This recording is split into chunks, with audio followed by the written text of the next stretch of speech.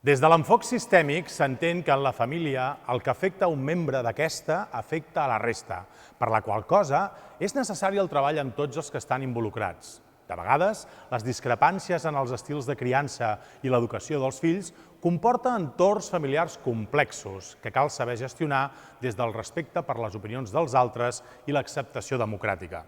Els fills porten problemes i en funció de com s'enfrontin i es resolguin poden unir o trencar una relació i destorbar el desenvolupament correcte dels nostres fills. Els fills són una prova d'amor i de compromís en la parella. No separen, sinó que uneixen, fins al punt que algunes parelles que van malament tenen tentació de tenir un fill per veure si els uneix. Però els fills han de ser fruit de l'amor i si s'ha arribat al punt en el qual aquest no existeix, un fill no el provocarà. Hi ha cert consens entre psicòlegs i psicoterapeutes de família sobre que els mesos que segueixen el naixement dels fills i la seva adolescència són els moments més crítics per a la relació entre els progenitors. No hem d'oblidar que cada cosa que té a veure amb els fills es veuen com a mínim des de dos punts de vista. Avui discrepàncies entre la parella.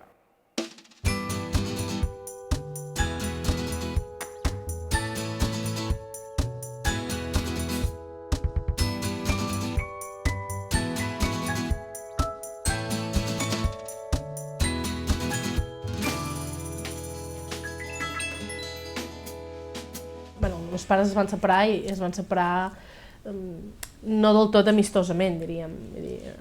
Ells no van acabar precisament com amics i jo recordo com a algo negatiu i com a algo que a mi em va afectar com a persona. Jo tenia una edat molt complicada, estava a l'adolescència i tot això, encara que no ho vulguis, t'afecta i no li vull això a ningú, i molt menys al meu fill. Si jo em separo, la primera cosa que evitaré serà que ell ho senti com algo negatiu o que en ell el pugui influir de manera negativa. I intentaré que ell, la seva vida continuï amb la major normalitat possible. Per començar, l'Anna, ara ja mare de família, ens ha explicat com va viure ella primer les discrepàncies entre els seus pares i la posterior separació. Però anem a veure què ens diuen els experts sobre si és convenient o no mostrar les nostres discrepàncies públicament davant dels nostres fills. Bé, és habitual que quan hi ha dues persones els criteris personals no tinguin per què ser sempre els mateixos. Discrepàncies o discussions depèn de com ho entenem, també. Si entenem una discussió com un poder compartir amb l'altre, un intercanvi d'informació entre dues persones que tenen punts de vista diferents i ho podem parlar, ho podem raonar, jo crec que fins i tot pot ser bo que el fill pugui veure, depèn de quines discussions. Hi ha diferències que poden ser més o menys viables i gestionables i hi ha altres diferències, hi ha moments que les diferències són massa importants perquè afecta a valors, per exemple. Aleshores, aquí els problemes s'agreugen. Vull dir que divergències és normal, però el problema és quin tipus de divergències tenim, el nivell d'importància i la distància que hi ha entre com pensa la meva parella i com penso jo. És important que el nen vegi que potser el pare pensa una cosa, que ell en pensa una altra, però que aquesta discrepància es pot parlar, es pot dialogar, es pot pensar i es pot acabar buscant un camí adequat que permeti resoldre el conflicte de manera saludable i de manera madura. Per tant, amagar conflictes a vegades tampoc no ajuda massa, en el sentit que el nen aprengui que discutir d'una manera adequada permet resoldre dificultats és un aprenentatge que podrà utilitzar tota la seva vida. Jo crec que és bo que els nens i nenes vegin que els pares poden no estar d'acord, perquè no seria normal que ho estiguessin sempre. Alguna cosa sospitarien, en el fons, de forma inconscient. El que també és bo és que vegin, dins del possible, que aquestes discrepàncies, que aquests conflictes es porten d'una manera civilitzada, que es poden parlar les coses, que es pot opinar diferent i que es pot haver d'arribar a acords, que a vegades s'ha de decidir, fins i tot. I tot això, vull dir que a vegades es diu això no ho parlem davant dels nens, depèn, no cal parlar-ho tot davant dels nens, evidentment, però hi ha moltes situacions quotidianes que no passa res, perquè vegin que un opina una cosa, que l'altre opina l'altra, i que ho parlen, i fins i tot això és el que aprenen. El que aprenen és que la discrepància existeix i que no necessàriament és dolenta. El que seria negatiu potser és que aprenguessin que la discrepància no es tolera, o que la discrepància és una lluita pel poder i que, per tant, és a veure qui guanya. Potser sí que hi ha moments que els pares no se'n donen compte que els nens estan allà o estan mirant la tele però estan escoltant, o estan a l'habitació però els estan sentint i estan patint, no? Perquè moltes vegades, a més, també el nen no comprèn la realitat com la comprèn l'adult. Potser una discussió de parella pot ser amb un to fort i enfadats, però que realment, internament, no implica cap trencament ni cap qüestionament de la relació, però el nen pot no viure-ho d'aquesta manera. Doncs jo li puc dir a la meva parella que no estic d'acord amb alguna cosa que ha fet respecte al que està fent amb els fills, però clar, segons com deslegitimar l'altre, això és el que llavors ja no ens interessa. Perquè, esclar, el que no podem fer és actuar sense pensar que tenim una persona davant. Jo crec que en general les estem gestionant bé, les diferències. O sigui, parlem en present, sí. Perquè, precisament perquè en tenim consciència. Diguéssim, les discrepàncies les tenim, les que siguin, les assumim, allò més, però llavors presentem les coses i ho presentem en majoria absoluta, al 100%, majoria universal. Aquesta és la majoria nostra. Si hi ha alguna discrepància al respecte, intentem no manifestar-la. Fem col·laboració, o sigui, jo soc un migcampista i ella és l'interior i després soc un davanter i... Sí. O, bueno, és igual. També t'haig de dir que és que no... Una comparació futbolística o esportiva, però bueno, intentem complementar-nos, Sí. no? No estem gaire obsessionats per ser constantment educadors, no? Sabem que ho som, Això, des del moment en què ets pare o mare, la cosa ja va així. Sí, sempre saps que estàs donant exemple, no? I que, sobretot quan són petits, doncs que ells t'imiten al final, encara que sigui per diversió, no? Però també t'haig de dir que hi ha un punt que se t'escapa, allò que dèiem que cadascú és diferent i cadascú té la seva personalitat des del moment en què neixen, és una cosa curiosíssima. Respecte a aquest tema de les escletxes, nosaltres ja som gats vells, Llavors, claro, llavors sempre tenim... I què ha dit el pare, saps? Abans de discutir davant dels fills, home, a veure, si és una discussió de poca importància, una cosa tonta, on has deixat les claus? Allà no, que sí, que ja t'ho he dit. No passa res, home, és normal, no? Sempre que no...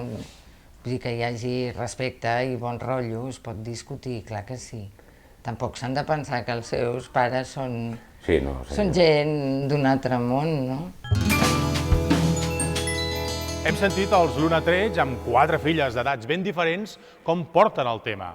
En general, tant experts com famílies sembla que estan força d'acord en que no és dolent que els fills vegin diferència d'opinions. El que sí és important és com resoldre els conflictes. Fins i tot la Meritxell Ubiol, directora del Màster en Intel·ligència Emocional i Coaching a l'entorn laboral de la UB, ens indica que pot ser negatiu no mostrar mai que els adults tenim conflictes entre nosaltres. No, a veure, fer just el contrari, com que dic que ho portem a l'extrem, vol dir que aleshores podem convertir els nanos en fills que no afrontin conflictes, que els fem evitatius, amb conductes evitatives, que defugen el conflicte, i això no és gens bo. Per què? Doncs perquè la vida està molt nodrida de situacions de conflicte. Si davant dels conflictes els nanos el que han après és a fugir per evitar aquest tipus d'emocions que han sentit, doncs malament, no els estem educant per allò que ells es trobaran quan estiguin en el seu dia a dia. Escoltem encara una mica més a la Meritxell Ubiols. De fet, ella treballa de ple amb aquest tema de les discrepàncies. Segur que ens ajuda a triar el camí correcte. Si hi ha coses amb les quals no estic d'acord, una de les coses que he d'evitar és dir-ho davant del fill. Si ho he de dir, ho dic, però al marge. És a dir, respectant la decisió de l'altre encara que en aquell moment no hi estigui d'acord, parlar-ho al marge. És a dir, fer tàndem, fer equip amb la parella, no fer dos bàndols, perquè això després ens fa perdre força a la parella i a mi. Com a pares ens fa perdre força. Llavors, si perdem força, mala peça al taler. Clar, aquí, en els casos en què discutim, clar, llavors, quan ja s'ha perdut els estreps, allò és bastant difícil de recuperar, en aquell moment, en present. Llavors, un cop ja el tema se'ns ha escapat de les mans, s'ha escapat. Som humans, ens pot passar i ja està, i punt. Però sí que aleshores, un cop ens hem asserenat, sí que hem de repensar tot allò, a veure si en una altra ocasió evitem situacions com aquestes que no deixen de dificultar aquesta legitimitat que tenim vers els fills. Cal evitar aquesta dicotomia de el poli bueno i el poli malo, perquè els nanos poden ser petits però no són tontos, i llavors veuen perfectament amb qui podran aconseguir segons què i amb qui no. Llavors, en lloc de fer aquest repartiment de rols tan maniqueu, perquè també el qui fa de poli bo, jo també qüestiono, dic que això és molt fàcil, fer de bo. Perquè llavors l'altre, d'alguna manera, se sent forçat a fer de dolent, i això no és just. Però la teoria de vegades s'allunya molt de la realitat. Les persones de vegades escoltem una cosa i actuem d'una altra manera. L'Anna i el David, per això, han trobat una solució. Mireu-la. No, a casa meva no es discuteix mai. És molt difícil discutir a casa meva. Jo tinc la sang calenta, jo de seguida m'encenc i de seguida debatria tot, i és una persona més pausada. I sempre espera que a mi em passi l'escalfor, diríem, i llavors ens assentem i ho parlem de manera civilitzada. Poso el filtre, espero que digui, sé que ella s'ha de desfogar, diu, ho ha tret tot, vale, això per què és? Per això, vale, doncs mira, hi ha això, hi ha l'altre, podem fer-ho així, no et preocupis, ho sento, m'he equivocat, si fa falta. Sí, a mi no em costa gens dir ho sento. Penso que quan t'equivoques t'has equivocat. Igual que és important defensar la teva postura si consideres que no t'has equivocat, quan et raonen i te n'adones que t'has equivocat, és important dir sí, m'he equivocat, ho sento. No, jo com que tinc la sang més calenta, a vegades sí que li dic, mira, Gerard, ara la mama està enfadada, ara la mama no pot, i vés amb el papa, i ho entén, i se'n va amb el seu pare que està més calmat, i a mi em passa me vaig a dutxar, o me'n vaig un moment a comprar, m'esboiro una mica, m'esvergeixo, i ja m'ha passat, i després intentem parlar-ho quan no hi ha el nen. Jo crec que és important que ell no vegi aquest tipus de discussió, no li aporten res positiu, per tant no...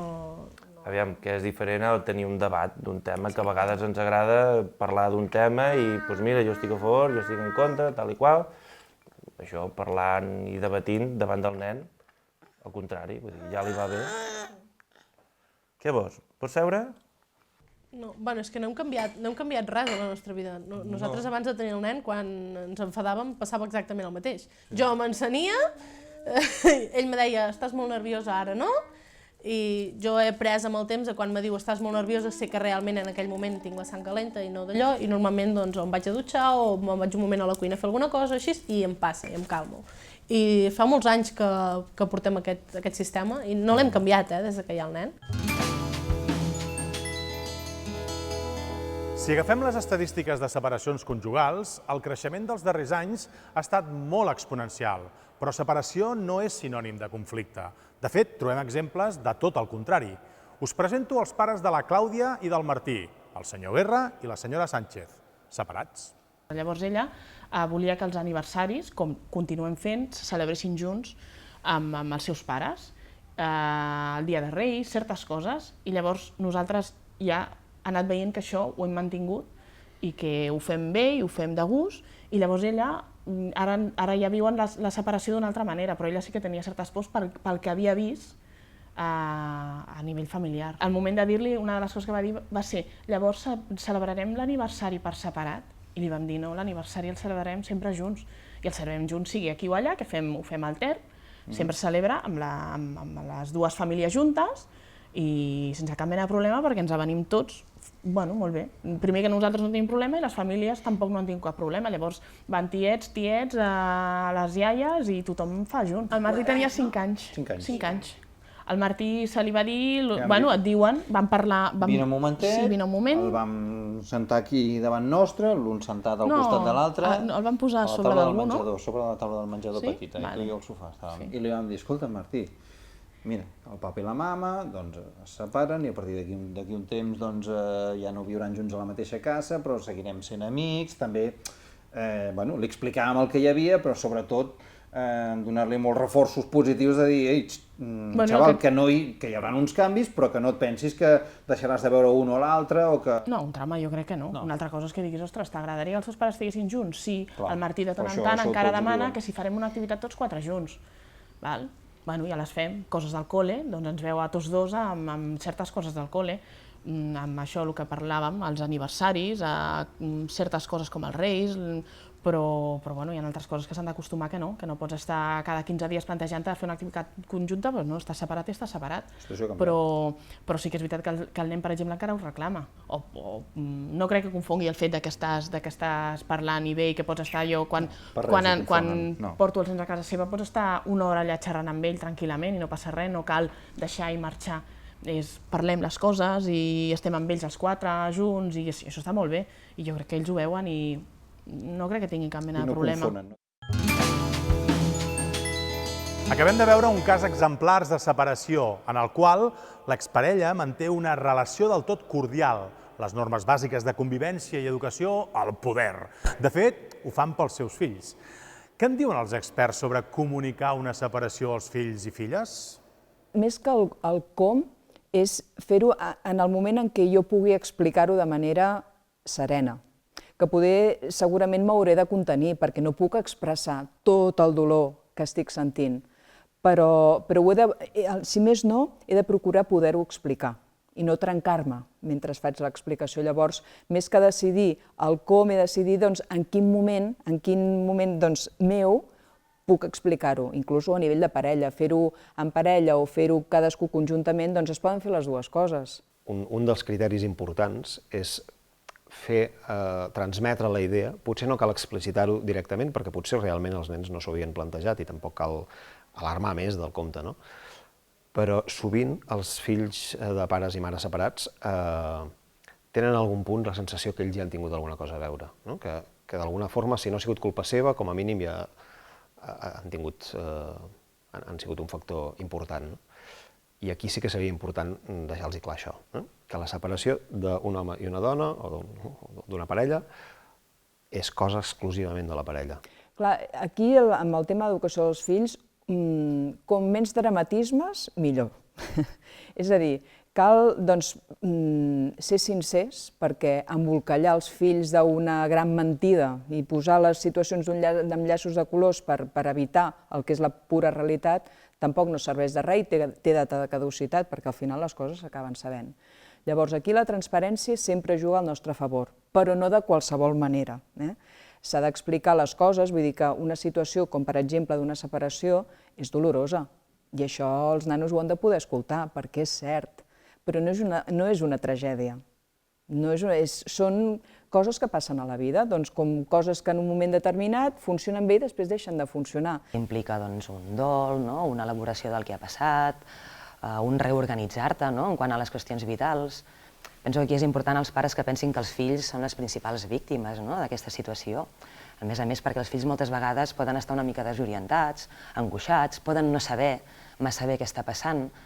Per tant, aquí és important també poder donar una resposta al que està passant i tenir en compte l'edat del nen. En funció de l'edat, el tipus d'explicació serà una o una altra, però sí penso que és fonamental que els pares, tot i les seves discrepàncies internes que els ha portat a la separació, puguin transmetre al fill i puguin buscar com un marc únic de resposta que els adults a vegades es deixen d'estimar com a parella i que després se separen, però que els adults mai deixaran d'estimar els fills.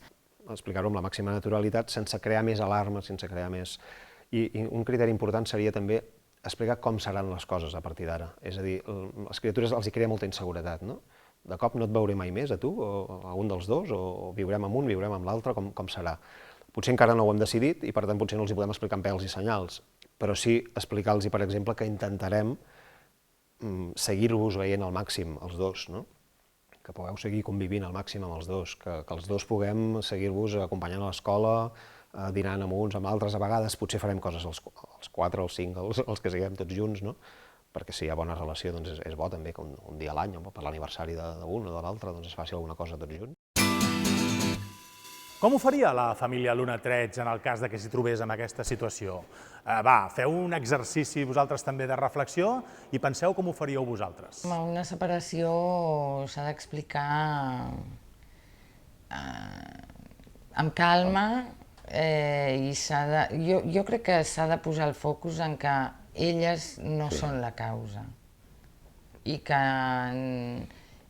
no ni les estimem menys ni les estimem diferent i que és un tema que queda entre els adults i que els adults tampoc s'han deixat d'estimar, perquè, clar, hosti, com li expliques això a un nen petit? Doncs, bueno, buscar una certa naturalitat i buscar sí, naturalitat i tranquil·litat, no? Perquè, clar, els cries no deixa de ser una patacada. Una patacada, clar, se li trenca un escenari. L'escenari es trenca de cop. Sí.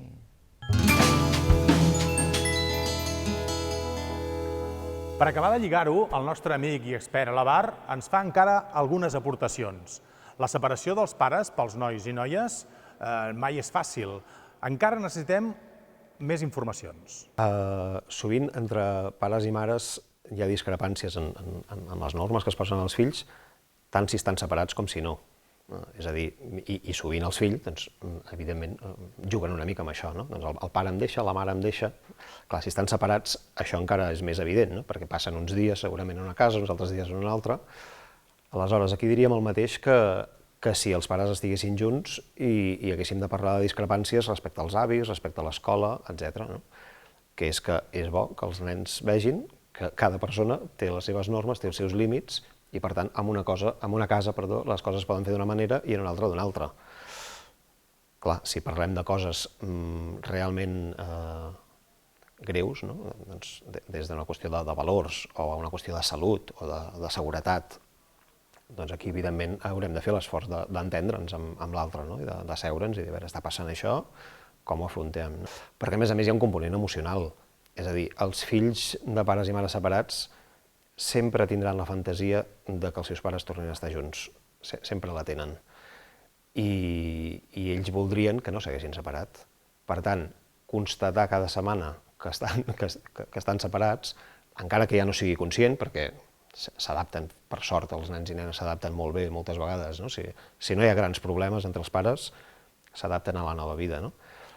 Però no deixa de ser cada vegada adonar-se que, doncs això, que ara vinc d'allà i ara vinc aquí perquè els pares estan separats, no?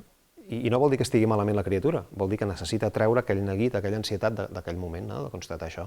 I ja està, potser la resta de la setmana està fantàstica, però que hi ha aquesta moguda emocional per ells, és important que això ho entenguem i que ho acompanyem, no? I aquest seria un criteri important també a l'hora d'afrontar la separació, més enllà de com ho expliquem, saber que hi haurà un dol de la criatura, de veure que tenia una vida i ara en tindrà una altra. I insisteixo que els nens són molt adaptables i que aquest dol durarà un temps i que sempre hi haurà una part de dir que voldria que no hagués passat això, però que poden viure molts altres traumes molt pitjors, els nens amb pares no separats, vull dir que tampoc cal dramatitzar-ho més del compte, no? Després d'haver escoltat les famílies, els experts, ara em ve al cap un tema que sembla prou significatiu. Si estem separats, els pares, com gestionem les situacions difícils dels nostres fills? Ja no estem junts per poder-ho parlar i decidir. A veure què ens diu la nostra família separada, cordialment, Guerra Sánchez. Nosaltres l'educació dels nens la portem de manera molt igual. La portàvem quan estàvem junts. És que nosaltres no discutíem gaire pels nens, gens, diria jo. Cosa que és molt habitual moltes vegades amb les parelles, nosaltres no, nosaltres estàvem d'acord amb quasi tot. Amb maneres de ser diferents, però nosaltres... Tenim alguna manera de... Alguna manera no, tenim maneres de ser lleugerament diferents. En quant a...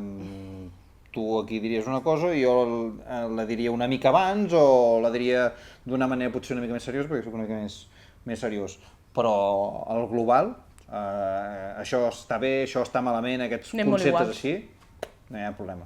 No anem mai per lliure. I si ella fa una cosa amb la que jo no estic d'acord, què passa? O jo faig una cosa amb la que ella no està d'acord, ja està fet.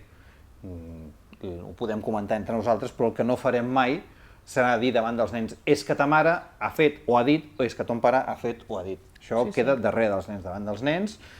Front comú, diguéssim. Ets un. 23 anys junts donen com per tenir en algun moment, però sí que... Però enfadat allò de morros, jo estic una estona aquí, tu estàs una estona allà, però no ha volat cap plat, ni ha sonat cap cosa, ni... Però no perquè te n'amaguis, sinó perquè no ens ha passat. La nostra manera de fer sempre ha estat com molt civilitzada, diria jo. Més o menys ja m'ha quedat clar quina ha de ser la nostra actuació davant possibles divergències i sobretot en cas d'una separació de la parella per no gravar negativament el creixement dels meus fills. En tot cas, perquè consolidi jo també algunes idees, conclusions. Discutir amb la parella davant dels fills no té per què ser dolent si ho fem amb profund respecte per l'altre. Ensenyar el fill a resoldre conflictes de manera constructiva i respectuosa pot ser molt educatiu. Les discrepàncies que tinguem amb la parella podem explicar-les als fills de manera natural, com quelcom fins i tot bo. Evitem, això sí, contradir i restar valor a l'opinió de la parella. Provem sempre de fer equip. Si els hem de comunicar que ens separem de la parella, fem-ho serenament i deixant-los clar que no en són culpables. Expliquem-los com serà la vida a partir d'aquell moment i respectem sempre el seu període de dol. Apa, doncs, tot endreçadet i comentat. Voleu una pel·lícula que us ajudi a fixar algunes posicions? Història de lo nuestro, tot i que si jo estigués casat amb la Michelle Pfeiffer no em separaria mai. Fins la propera setmana, que vagi molt bé. Adéu. Tengo miedo de que si te vas, puede que no la vuelva a ver. Aunque dijera a veces que me la sacaste a golpes, no es una paradoja. No hemos dado en la paradoja esencial. Toma y daca, tira y empuja, yin yang, el mejor momento, el peor. Dickens lo expresó muy bien con Jack Sprat. Él no podría comer grasa y su esposa tampoco. Pero eso no es aplicable aquí. Supongo que lo que quiero decir es que elijo Chopus porque te quiero.